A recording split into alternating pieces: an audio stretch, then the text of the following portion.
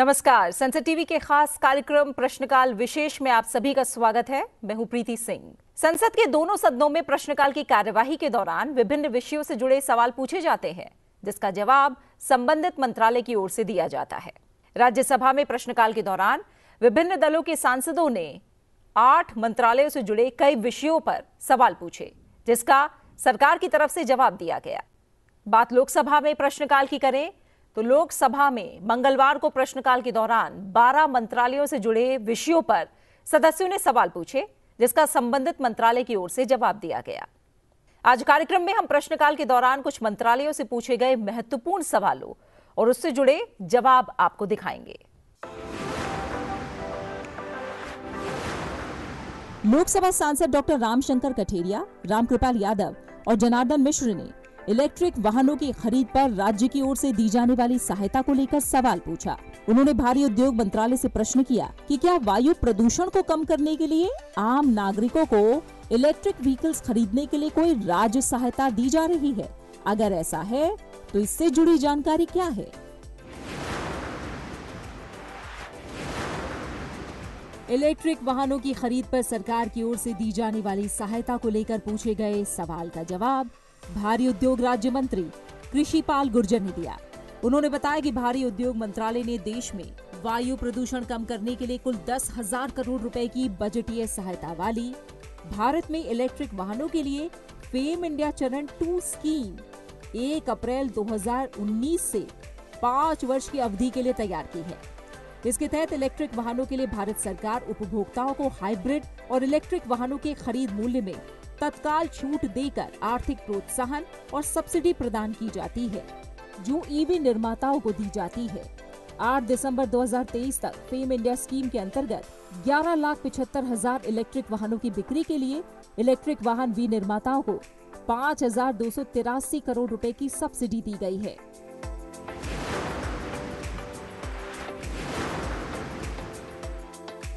पर्यावरण प्रदूषण और पेट्रोलियम ईंधन पर निर्भरता को कम करने के लिए सरकार इलेक्ट्रिक वाहनों को बढ़ावा दे रही है।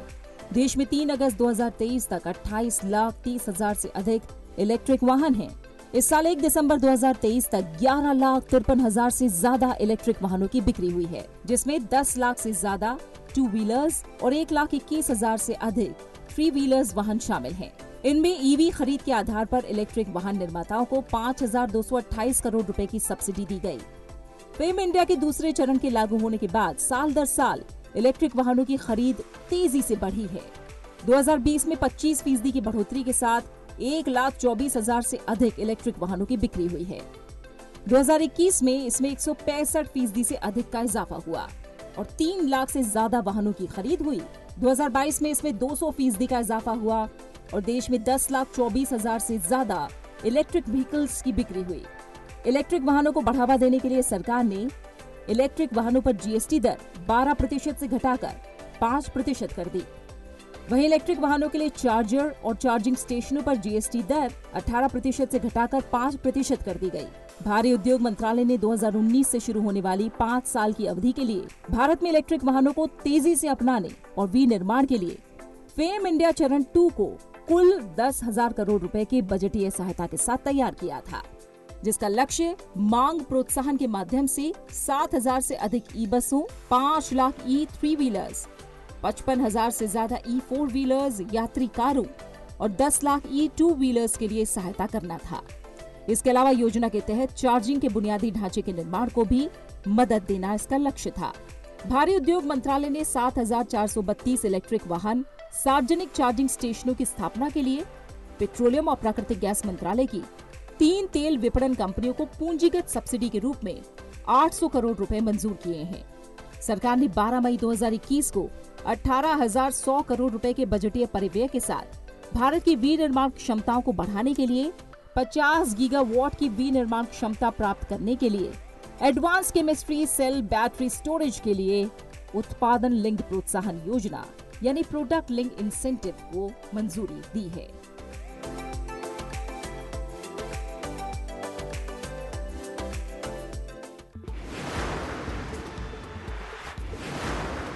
राज्यसभा सांसद बाबू राम निषाद, डॉक्टर अनिल सुखदेव राव बोंडे, कैलाश सोनी और नरेश बंसल ने आयुष मंत्रालय से प्रश्न पूछा कि देश में आयुष चिकित्सा महाविद्यालयों की संख्या कितनी है। वर्ष 2018 से देश में स्थापित आयुष शिक्षण संस्थानों की संख्या कितनी है और क्या आयुष क्षेत्र में स्नातक और स्नातकोत्तर पाठ्यक्रमों में सीटों की संख्या में कोई वृद्धि हुई है।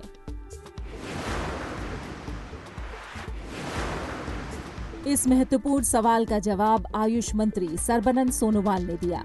अपने जवाब में उन्होंने बताया कि देश में आयुष मेडिकल कॉलेजों की संख्या 899 है। 2018 से देश में कुल 216 नए आयुष मेडिकल संस्थान स्थापित किए गए हैं। आयुष सेक्टर में अंडर ग्रेजुएट और पोस्ट ग्रेजुएट कोर्सेज में सीटों की संख्या में बढ़ोतरी की गई है। अब जवाब के इस हिस्से में देखते हैं शैक्षणिक वर्ष 2023-24 के लिए देश में आयुष मेडिकल कॉलेज संख्या कितनी है। देश में आयुर्वेद के 541, होम्योपैथी के 277, यूनानी के 57, सिद्ध के 17 और सोवा रिगपा के 7 आयुष मेडिकल कॉलेज हैं।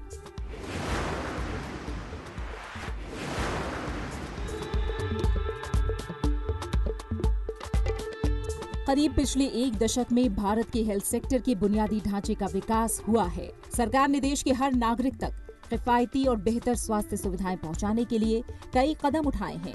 देश की पारंपरिक चिकित्सा पद्धति को जन जन तक पहुंचाने के लिए आयुष मंत्रालय का गठन 9 नवंबर 2014 को किया गया। आयुष क्षेत्र में शिक्षा और अनुसंधान को बढ़ावा देने के लिए वित्तीय वर्ष 2021-22 से वित्त वर्ष 2025-26 तक की अवधि के लिए आयुष योजना को मंजूरी दी गई है। आयुष में रिसर्च एंड इनोवेशन को बढ़ाने के साथ साथ शिक्षण गतिविधियों में भी लगातार इजाफा किया जा रहा है।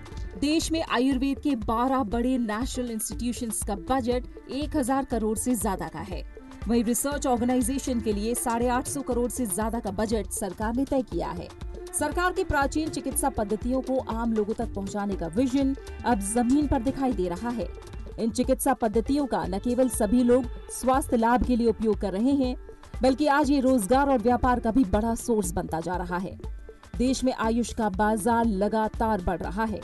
2014 में 9000 करोड़ रुपए से बढ़कर 2020 में 13000 करोड़ रुपए। आयुर्वेद न केवल भारत बल्कि वैश्विक स्तर पर शिक्षा और अनुसंधान का केंद्र बन गया है। सरकार ने भारतीय चिकित्सा प्रणालियों के तहत इलाज चाहने वाले विदेशी नागरिकों के लिए आयुष वीजा की एक नई श्रेणी बनाई है। भारतीय पारंपरिक चिकित्सा को लेकर कोरोना काल के दौरान सारी दुनिया का ध्यान भारत की आयुष पद्धतियों की उपयोगिता पर गया और बड़ी संख्या में लोगों ने इसका लाभ लिया। आयुर्वेदिक सुपरफूड अंतर्राष्ट्रीय खाद्य शैली बन रही है। आयुष आहार का बाजार 100 अरब रुपए तक बढ़ने की संभावना जताई जा रही है।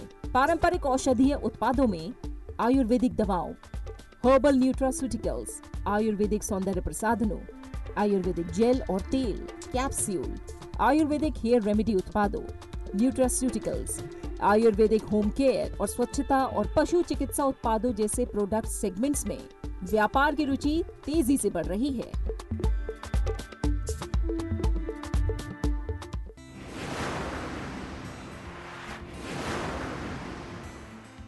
राज्यसभा सांसद सतीश चंद्र दुबे का सवाल नवीन और नवीकरणीय ऊर्जा मंत्रालय से था। उन्होंने पूछा कि बीते 3 वर्षों के दौरान भारत की नवीकरणीय ऊर्जा की संस्थापित क्षमता में हुई प्रगति का ब्यौरा क्या है और पिछले 3 वर्षों में देश की नवीकरणीय ऊर्जा की संस्थापित क्षमता में हुई उल्लेखनीय वृद्धि को प्रेरित करने वाले कारकों की क्या जानकारी है।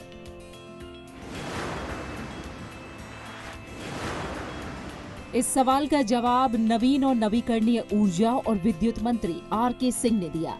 अपने जवाब में उन्होंने बताया कि देश में अक्षय ऊर्जा स्थापित क्षमता 31 मार्च 2021 की स्थिति के अनुसार 140.64 गीगावाट थी, जो 31 अक्टूबर 2023 तक बढ़कर 178.98 गीगावाट हो गई है।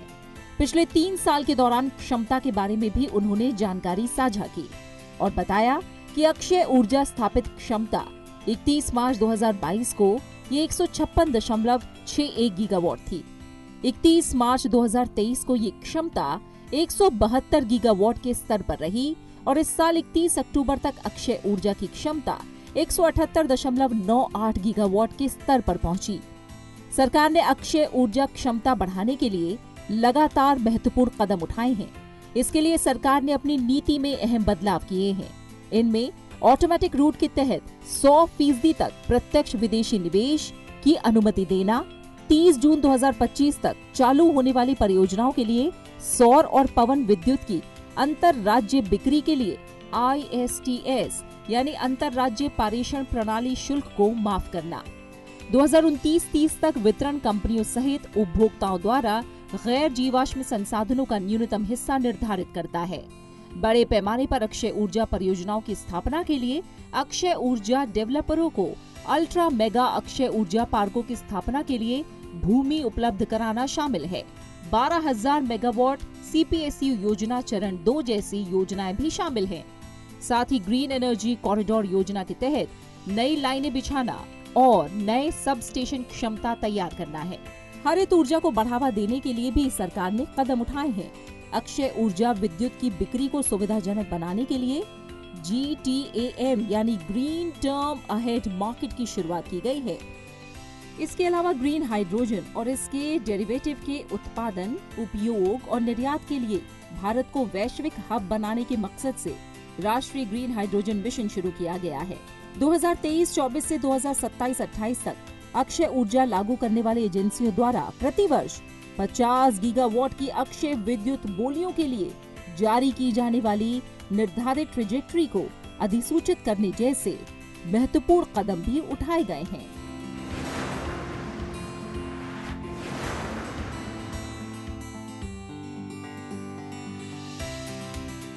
ग्रीन एनर्जी के माध्यम से भारतीय अर्थव्यवस्था को रफ्तार देने के लिए सरकार की ओर से कई महत्वपूर्ण कदम उठाए जा रहे हैं। सरकार सौर, पवन, जल, बायोगैस समेत ग्रीन एनर्जी के सभी माध्यमों को बढ़ावा देने में जुटी है। नवीन और नवीकरणीय ऊर्जा मंत्रालय 2030 तक गैर जीवाश्म स्रोतों से 500 गीगावाट स्थापित बिजली क्षमता हासिल करने की दिशा में काम कर रहा है। भारत में स्थापित नवीकरणीय ऊर्जा क्षमता मार्च 2018 के करीब 116 गीगावाट से 1.5 गुना बढ़कर मार्च 2023 में 172 गीगावाट से अधिक हो गई है। भारत नवीकरणीय ऊर्जा स्थापित क्षमता में विश्व स्तर पर चौथे स्थान पर है। पीएम कुसुम योजना के तहत 30 अक्टूबर 2023 तक 4,766 मेगावाट स्वीकृत सौर क्षमता हो चुकी है। जनवरी 2023 को शुरू किए गए राष्ट्रीय हरित हाइड्रोजन मिशन से 2030 तक प्रतिवर्ष 50 लाख मीट्रिक टन हरित हाइड्रोजन उत्पादन क्षमता के विस्तार की उम्मीद है। राष्ट्रीय हरित हाइड्रोजन मिशन से 2030 तक आयातित जीवाश्म ईंधन की मात्रा में 1 लाख करोड़ रुपए की कमी आने की संभावना है। सरकार ने 4,000 मेगावाट की क्षमता के साथ बैटरी ऊर्जा भंडारण प्रणाली यानी BESS के विकास के लिए VGF योजना को मंजूरी दी है। 4,000 मेगावाट की BESS क्षमता के विकास से हर साल कार्बन उत्सर्जन में लगभग 1.3 मिलियन मीट्रिक टन की कमी होने की उम्मीद है। जल शक्ति मंत्रालय के गोवर्धन योजना के तहत मॉडल सामुदायिक बायोगैस संयंत्र स्थापित करने के लिए प्रति जिले 50 लाख रुपए तक की वित्तीय सहायता उपलब्ध कराई जा रही है। स्वच्छ भारत मिशन ग्रामीण के तहत 643 गोवर्धन संयंत्रों की स्थापना की जा चुकी है। सरकार ने 2023-2024 में 500 नए कचरे से धन संयंत्र स्थापित करने का लक्ष्य रखा है। नवीन और नवीकरणीय ऊर्जा मंत्रालय ने 2021 से 2026 की अवधि के लिए 1,715 करोड़ रुपए के साथ राष्ट्रीय जैव ऊर्जा कार्यक्रम यानी NBP के 2 चरणों में लागू करने का फैसला किया है। विद्युत मंत्रालय ने मौजूदा कोयला संचालित थर्मल पावर प्लांटों में बायोमास के मिश्रण को बढ़ावा देने के लिए समर्थ मिशन यानी थर्मल पावर प्लांट में बायोमास के उपयोग पर राष्ट्रीय मिशन को मंजूर किया है। नवीकरणीय ऊर्जा परियोजनाओं के लिए ऑटोमेटिक रूट के जरिए 100% तक प्रत्यक्ष विदेशी निवेश की अनुमति दी गई है। सौर और पवन ऊर्जा की अंतर्राज्यीय बिक्री के लिए अंतर्राज्यीय ट्रांसमिशन सिस्टम शुल्क में जून 2025 तक छूट दी गई है। साल 2030 तक 500 गीगावाट नवीकरणीय ऊर्जा क्षमता के एकीकरण के लिए ट्रांसमिशन योजना को मंजूरी दी गई है।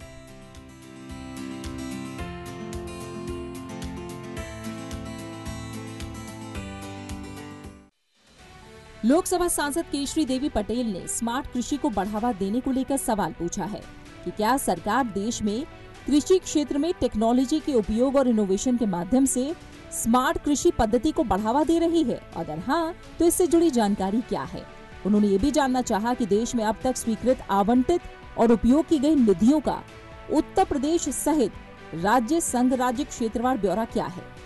सांसद केशरी देवी पटेल ने पूछा है कि देश में ऐसी पद्धतियों के कारण अब तक हासिल की गई उपलब्धियों की जानकारी क्या है और क्या सरकार ने देश में इस संबंध में कोई लक्ष्य निर्धारित किए हैं? इससे जुड़ी राज्य और संघ राज्य क्षेत्रवार जानकारी क्या है? प्रश्न के जवाब में कृषि और किसान कल्याण मंत्री अर्जुन मुंडा ने बताया कि किसानों का आधुनिक और स्मार्ट कृषि टेक्नोलॉजी को अपनाना विभिन्न कारकों पर निर्भर करता है, जैसे सामाजिक आर्थिक स्थिति, भौगोलिक स्थिति, उगाई गई फसल, सिंचाई सुविधाएं। हालांकि भारत सरकार देश भर में कृषि को बढ़ावा देने और कृषि क्षेत्र में आधुनिक और स्मार्ट कृषि टेक्नोलॉजियों को शामिल करने के लिए राज्य सरकारों की सहायता करती है और सुविधा प्रदान करती है। कृषि यंत्रीकरण उप मिशन के तहत 2014-15 से 2023-24 के बीच कुल 6,365 करोड़ रुपए राज्यों और केंद्र शासित प्रदेशों को दिए गए हैं। इसमें आंध्र प्रदेश, कर्नाटक, महाराष्ट्र, तमिलनाडु और उत्तर प्रदेश को 500 करोड़ से ज्यादा की राशि दी गई है। कृषि यंत्रीकरण उप मिशन के तहत किसान ड्रोन सहित आधुनिक मशीनों के उपयोग को बढ़ावा दिया जाता है। NEGPA कार्यक्रम के तहत डिजिटल कृषि परियोजनाओं के लिए राज्य सरकारों का वित्त पोषण किया जाता है। राष्ट्रीय कृषि विकास योजना के तहत नवाचार और कृषि उद्यमिता विकास नामक घटक को वित्तीय सहायता प्रदान करके और इंक्यूबेशन पारिस्थितिकी तंत्र का पोषण करके नवाचार और कृषि उद्यमिता को बढ़ावा देने के मकसद से 2018-19 में इसे लॉन्च किया गया है। इस कार्यक्रम के तहत स्टार्टअप को कृषि और संबद्ध क्षेत्रों में आने वाली चुनौतियों के समाधान के लिए नवीन प्रौद्योगिकियों का उपयोग करने के लिए प्रोत्साहित किया जाता है।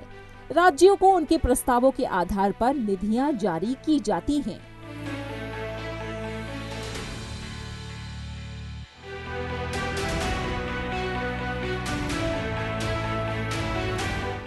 सरकार देश में कृषि क्षेत्र में टेक्नोलॉजी और इनोवेशन के उपयोग के माध्यम से स्मार्ट खेती के तरीकों को अपनाने को बढ़ावा दे रही है।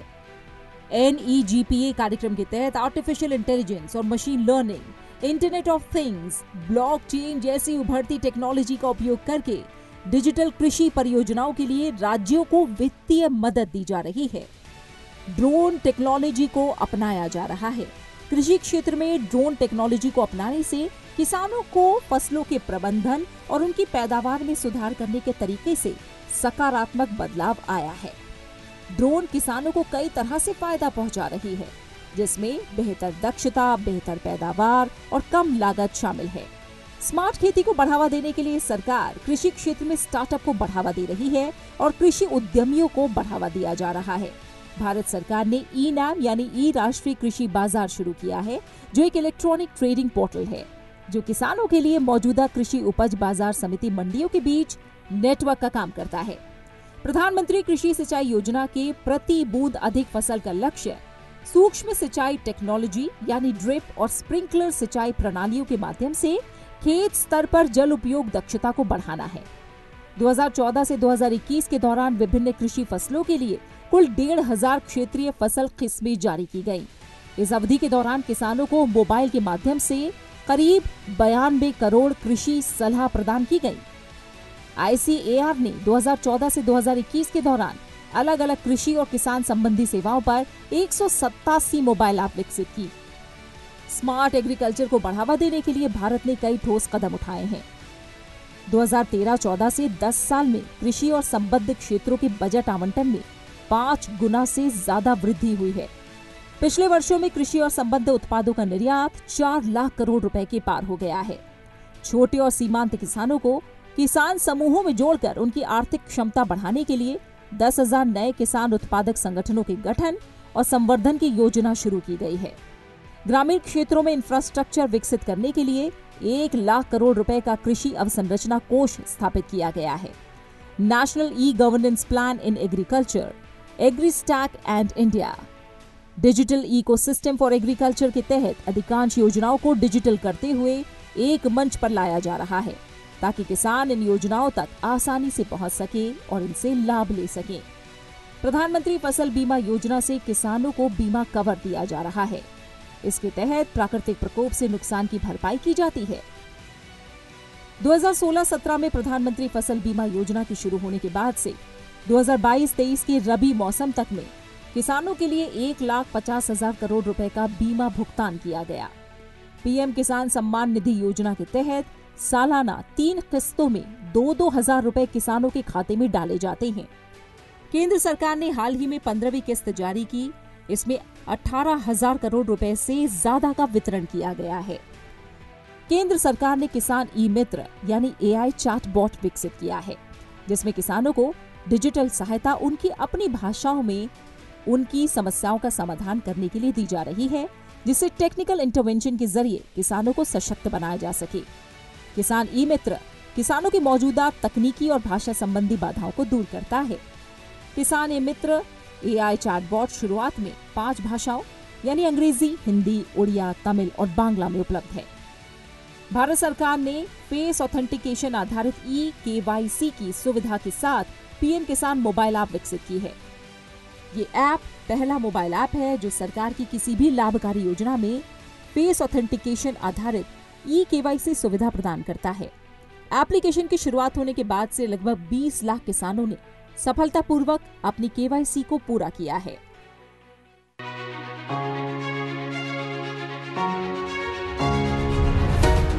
सांसद राजेंद्र गहलोत ने स्वास्थ्य और परिवार कल्याण मंत्रालय से जानकारी मांगी है कि ग्रामीण क्षेत्रों सहित देश में स्वास्थ्य परिचर्या प्रणाली की स्थिति का क्या ब्यौरा है। देश में प्रत्येक ग्रामीण स्वास्थ्य केंद्र द्वारा सेवा प्रदान की जाने वाली जनसंख्या का राज्य संघ राज्य क्षेत्रवार औसत घनत्व क्या है और क्या सरकार ने ग्रामीण भारत में स्वास्थ्य परिचर्या की वर्तमान स्थिति में सुधार लाने के लिए कोई योजना बनाई है? अगर हाँ, तो इससे जुड़ी जानकारी क्या है और राजस्थान राज्य में जिलावार कितने ग्रामीण स्वास्थ्य केंद्र कार्यशील हैं? इस सवाल का जवाब स्वास्थ्य और परिवार कल्याण राज्य मंत्री डॉक्टर भारती प्रवीण पवार ने दिया। उन्होंने बताया कि देश की स्वास्थ्य प्रणाली त्रिस्तरीय है, जिसमें उप स्वास्थ्य केंद्र ग्रामीण, प्राथमिक स्वास्थ्य केंद्र शहरी और ग्रामीण और सामुदायिक स्वास्थ्य केंद्र शहरी और ग्रामीण शामिल हैं। प्राथमिक स्वास्थ्य प्रणाली के 3 प्रमुख स्तंभ हैं। ग्रामीण क्षेत्रों में मैदानी इलाकों के लिए 5,000 की आबादी पर उप स्वास्थ्य केंद्र और पहाड़ी और जनजातीय क्षेत्र की 3,000 की आबादी के लिए एक उप स्वास्थ्य केंद्र स्थापित किए जाने का सुझाव है। इसके अलावा मैदानी क्षेत्र की 30,000 और पहाड़ी और जनजातीय क्षेत्र की 20,000 की आबादी के लिए एक प्राथमिक स्वास्थ्य केंद्र स्थापित किए जाने का सुझाव है।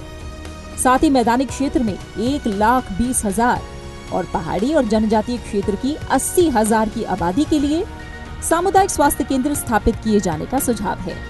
साथ ही शहरी क्षेत्र के लिए 15,000 से 20,000 की शहरी आबादी पर एक शहरी आयुष्मान आरोग्य केंद्र, 30,000 से 50,000 की शहरी आबादी के लिए एक UPHC यानी शहरी प्राथमिक स्वास्थ्य केंद्र, गैर मेट्रो शहरों में 5 लाख से अधिक की जनसंख्या में प्रत्येक 2.5 लाख की आबादी पर एक UCHC यानी शहरी सामुदायिक स्वास्थ्य केंद्र और मेट्रो शहरों में प्रत्येक 5 लाख की आबादी पर एक UCHC की सिफारिश की गई है। इसके अलावा प्रथम रेफरल यूनिट SDH यानी उप जिला अस्पताल और DH यानी जिला अस्पताल ग्रामीण और शहरी क्षेत्र के लिए मध्यम सेवाएं प्रदान करते हैं। राष्ट्रीय स्वास्थ्य मिशन में अफोर्डेबल एंड क्वालिटी हेल्थ की पहुंच सभी तक हो, ये सोच रखी गई है। इस कदम के तहत लोगों के प्रति जवाबदेही भी तय की गई है। स्वास्थ्य और परिवार कल्याण मंत्रालय राष्ट्रीय स्वास्थ्य मिशन के तहत कार्यक्रम और योजनाओं को लगातार मजबूत करने का काम कर रहा है। इसके लिए राज्यों, संघ राज्य क्षेत्रों को तकनीकी और वित्तीय सहयोग भी दिया जा रहा है।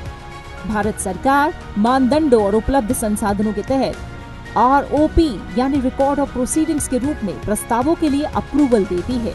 राजस्थान राज्य में ग्रामीण स्वास्थ्य केंद्र की संख्या 16,324 है।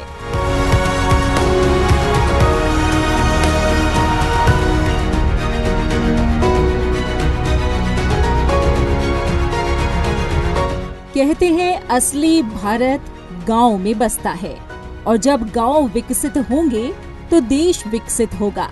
इसी तर्ज पर सरकार का फोकस ग्रामीण हेल्थ सेक्टर को नई ऊंचाइयों पर ले जाने का है। सरकार इसके लिए करीब 1 दशक से लगातार ग्रामीण हेल्थ के बुनियादी ढांचे को मजबूत कर रही है। राष्ट्रीय ग्रामीण स्वास्थ्य मिशन पूरी रफ्तार से अपने लक्ष्यों को हासिल कर रहा है। राष्ट्रीय ग्रामीण स्वास्थ्य मिशन को शुरू करने के लिए और ग्रामीण व्यक्तियों, महिलाओं और विशेष रूप से बच्चों को स्वास्थ्य संबंधी सुविधाएं उपलब्ध कराने के लिए सरकार के कुछ विशेष लक्ष्य निर्धारित किए गए हैं।